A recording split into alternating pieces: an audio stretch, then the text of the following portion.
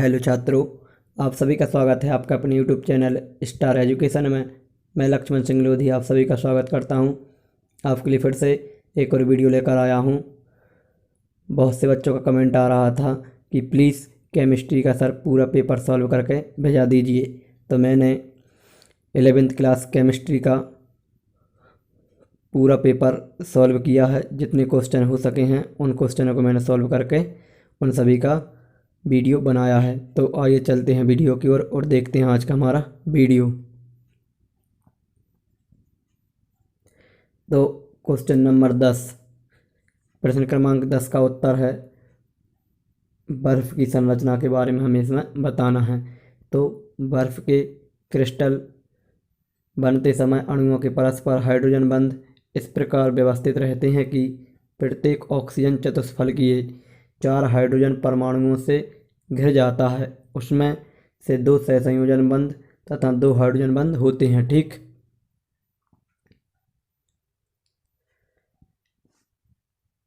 इस प्रकार का जल का प्रत्येक अणु जल के 4 अणुओं द्वारा घिर जाता है। फलस्वरूप एक खुले पिंजरे जैसी संरचना बन जाती है। चूंकि इनके चारों ओर खुला स्थान बहुत अधिक रह जाता है, अतः बर्फ़ का घनत्व जल की तुलना में कम हो जाता है, इसलिए बर्फ़ जल पर तैरती है। ठीक, यहाँ पर आप संरचना बना लेंगे। फिर इसके बाद हमारा प्रश्न क्रमांक 11 आता है। तो प्रश्न क्रमांक 11 का उत्तर है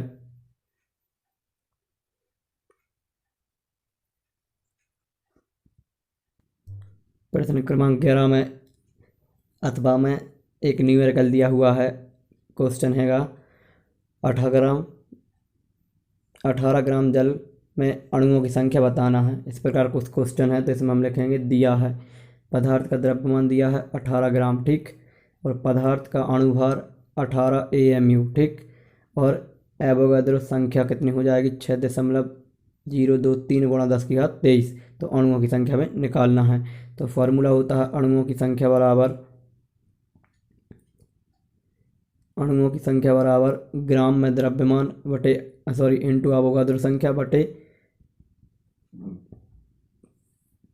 आणविक द्रव्यमान। ठीक, सूत्र में मान रखेंगे, मान रखने पर 18 से 18 कैंसिल हो जाएंगे, तो अणुओं की संख्या आ जाएगी 6.023 गुणा 10⁻23। तो नीचे लिख देंगे अतः 18 ग्राम जल में उपस्थित अणुओं की संख्या इतनी होगी। ठीक, इसके बाद क्वेश्चन क्रम से व्यवस्थित नहीं है, क्रम इधर उधर है, लेकिन आप समझ जाना। ठीक, ये हमारा क्वेश्चन नंबर 3 है। 3 का उत्तर है, इसमें हमें इस प्रकार से आंसर लिखना था। ताप का केल्विन हो जाएगा, उत्कृष्ट गैस है वर्ग O, एस ब्लॉक क्या हो जाएगा वर्ग 1 व 2, हाइड्रोजन हो जाएगा वर्ग 1 और जल हो जाएगा उभयधर्मी। ठीक,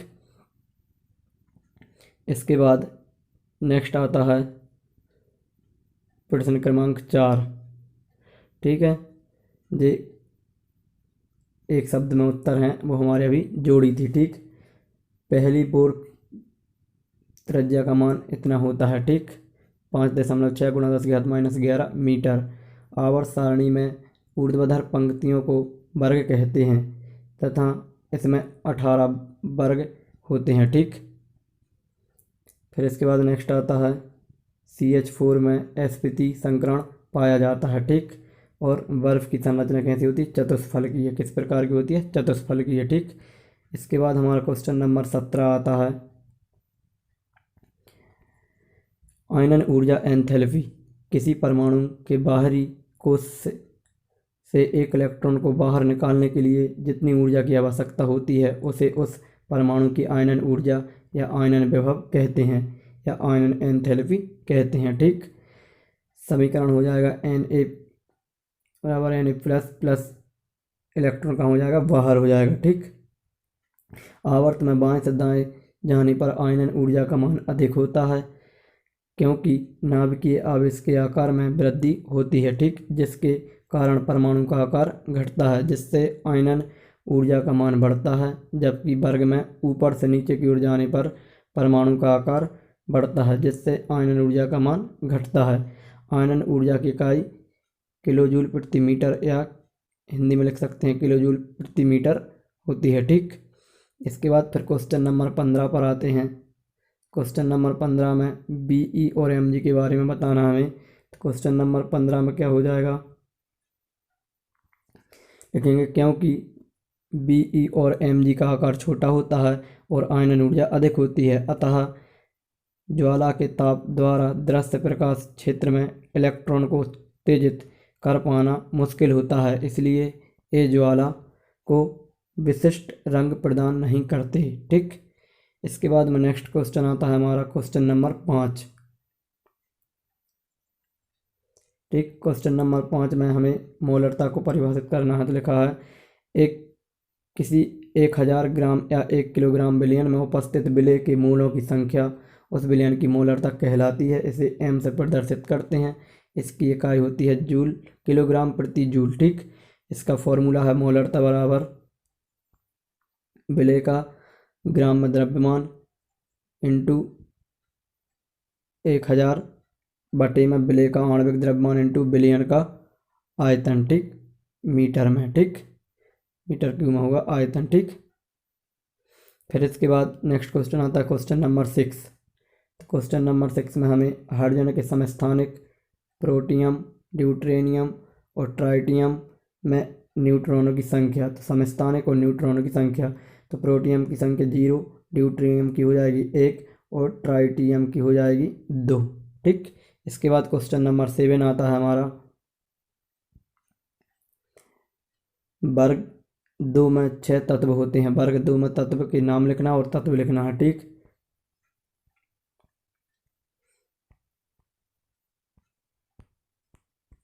तो क्या हो जाएंगे,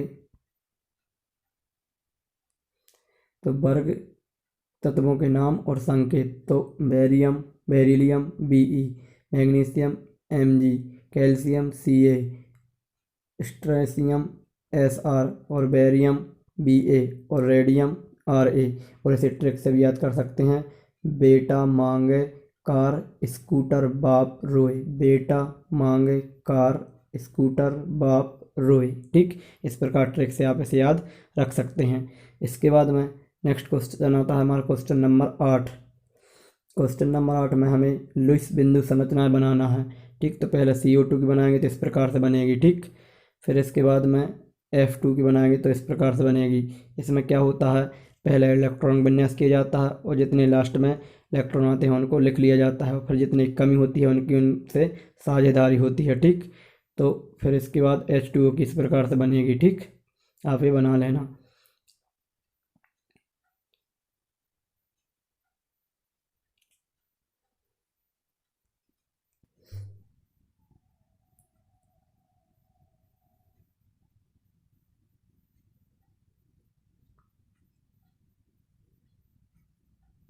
फिर इसके बाद क्वेश्चन नंबर 14 आता है। क्वेश्चन नंबर 14 में हमें इस प्रकार से आंसर लिखना है कि जब दो परमाणुओं के बीच इलेक्ट्रॉन की साझेदारी होती है तब जिस बंध का निर्माण होता है उसे सहसंयोजक बंध कहते हैं, तथा जिस यौगिक में यह बंध पाया जाता है उसे सहसंयोजी यौगिक कहते हैं। उदाहरण के लिए हाइड्रोजन अणु प्रत्येक हाइड्रोजन परमाणु के आपस में एक इलेक्ट्रॉन की साझेदारी से बनता है तथा साझेदारी के बाद हाइड्रोजन हीलियम का इलेक्ट्रॉनिक विन्यास प्राप्त कर लेता है। ठीक, इसके बाद क्वेश्चन नंबर 18 आता है।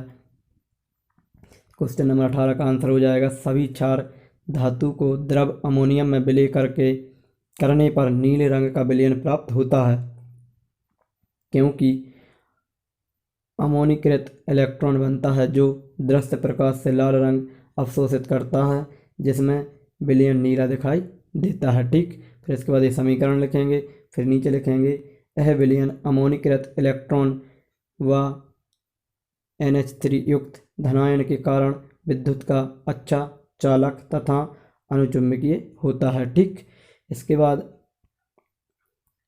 क्वेश्चन नंबर 16 आता है। क्वेश्चन नंबर 16 में SPD कक्षकों की आकृतियाँ बताना है। तो SPD कक्षकों की आकृतियों में X कक्षक की आकृति, ये आपको X कक्षक की आकृति दिख रही है। ठीक, इस प्रकार से बनाना है। फिर इसके बाद में P कक्षक की आकृति। ठीक, फिर इसके बाद ये पी कक्षा की आकृति हैं, ठीक। फिर इसके बाद में डी कक्षा की आकृतियाँ आई हैं।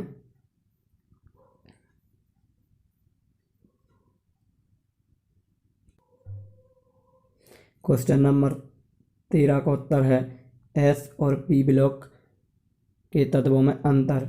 तो दो कॉलम बनाएंगे, इसमें एक में लिख लेंगे एस ब्लॉक, एक में लिख लेंगे पी ब्लॉक। तो एस ब्लॉक का पहला पॉइंट होगा इसके अंतिम कोश का इलेक्ट्रॉन विन्यास NS12 होता है, ठीक। और इसमें इसके अंतिम कोश में इलेक्ट्रॉन विन्यास NS2NP16 होता है, ठीक। इसके बाद नेक्स्ट हो जाएगा इसका अंतर। यह तत्व विद्युत संयोजी या आयनिक यौगिक बनाते हैं और यह तत्व सहसंयोजी यौगिक का निर्माण करते हैं। नेक्स्ट हो जाएगा इनके ऑक्साइड क्षारीय होते हैं और इनके ऑक्साइड अम्लीय होते हैं। नेक्स्ट इनके तत्व तथा लवण रंगीन ज्वाला परीक्षण देते हैं और यह सरल तथा जटिल ऋणायन बनाते हैं, ठीक।